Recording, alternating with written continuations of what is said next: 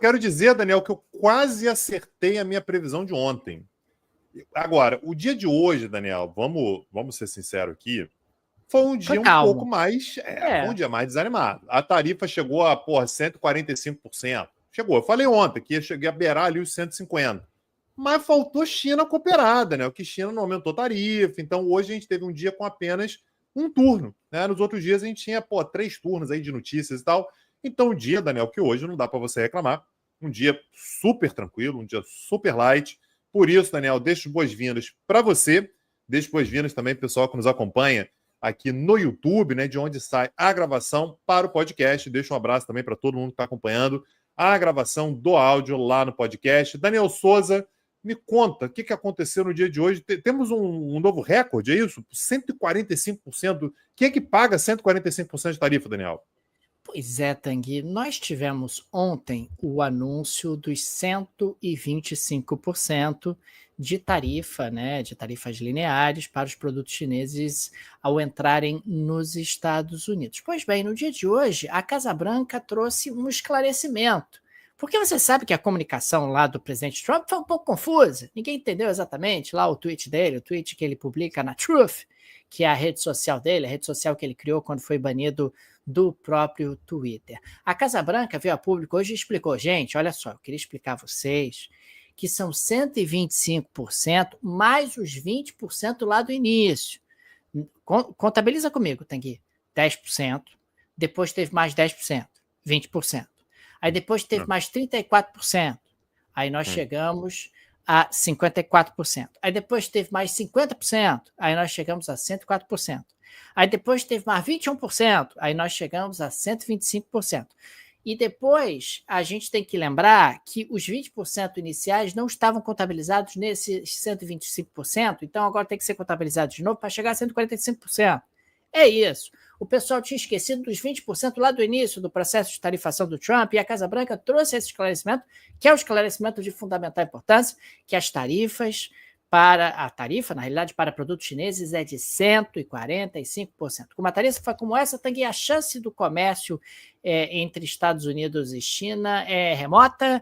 A gente está falando aí de um comércio que deve cair mais de 90% caso essa tarifa seja mantida. Agora, Daniel, em termos práticos, alguém pagou esse DARF aí já? Assim, tem alguém que está querendo vender algum produto da China para os Estados Unidos e o produto está pagando 145%? Isso está acontecendo nesse momento ou é uma perspectiva? Vamos ver no futuro. Como é que está isso, Daniel? Olha, na prática, nós temos tido a majoração de tarifas para efeito imediato, pelo menos é isso que a Casa Branca promete. É claro que você tem aí algumas horas até que as tarifas sejam efetivamente implementadas, mas, na prática, você tem tido, sim, a colocação dessas tarifas e essa cobrança feita daqueles que querem entrar com produtos chineses no mercado americano. Agora, uma coisa que chamou muito a atenção no dia de ontem, Tanguy, foi uma entrevista que o Trump deu ali no Salão Oval, e num determinado momento a jornalista Raquel Crahenbu, a brasileira Raquel Crahenbu da Globo News, perguntou o Donald Trump várias coisas, e entre essas coisas ele perguntou se o Donald Trump estaria disposto a conversar com o Xi Jinping. E aí Donald Trump se saiu com a seguinte resposta, abre aspas, ele é meu amigo, o presidente Xi, eu gosto dele, eu o respeito, é um cara inteligente, que ama seu país, isso é um fato, eu o conheço muito bem, eu, inclusive, estou disposto a fazer um acordo com ele, fecha aspas. Eu me perdi aqui, porque o Trump, ele vai falando assim as coisas meio desconexas, vai jogando umas informações e tal, mas ele usou a palavra deal, está buscando um acordo com a China. Ô, Tanguy, você não pode fazer isso. Se você colocou 145% de tarifa, você tem que dizer que vai até o fim, que não há acordo possível. Que você é valente, que você é brabo, que você não vai recuar, não importa o que aconteça. Mas, quando você utiliza a palavra acordo, você já está sugerindo que há espaço para conversa. Xi Jinping, me liga, por favor, pelo amor de Deus, eu não tenho como manter essa história. Eu não aguento mais aumentar a tarifa. Como eu vou aumentar a tarifa para onde agora? E aparentemente a China entendeu perfeitamente esse jogo, né? Porque os Estados Unidos vão aumentando tarifa, a China aumenta também. E diz: olha, quem está aumentando são eles, o telefone que tem que tocar é o meu, eles que vão ter que me ligar para ver até onde que isso vai.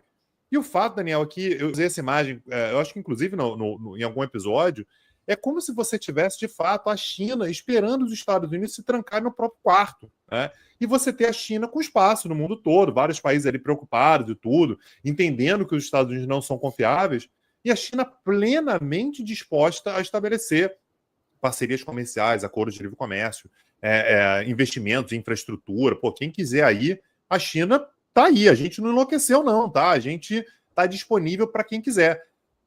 É por isso que o título do episódio é esse, né? Tarifas. O Trump está demonstrando fraqueza porque a impressão que ele queria passar era uma impressão de que ele iria até o fim. No momento em que ele sugere mais de uma vez que gostaria de um acordo, eu falei sobre isso ontem, né? O Scott Bessent, que é o secretário do Tesouro americano, falando que, olha, seria ótimo se a China ligasse para a gente. Então, parece aquela pessoa que está olhando para o telefone, esperando o telefone tocar. E o Xi Jinping, ele está muito sereno nisso tudo, que é, cara, eu sei que isso não é para valer, eu não vou ligar. E deixa os Estados Unidos arderem com isso aí. Agora, você imagina se os Estados Unidos tiverem que recuar sem a China fazer uma sinalização. Isso é profundamente humilhante num cenário de negociação, né, Daniel? Sem dúvida, Tanguy, por isso que a China entendeu qual é o jogo e está jogando bem. Vamos ver quem é que vai piscar primeiro. A gente está falando de um chicken, né? Que é o jogo que está em voga aqui. Quem piscar primeiro perde.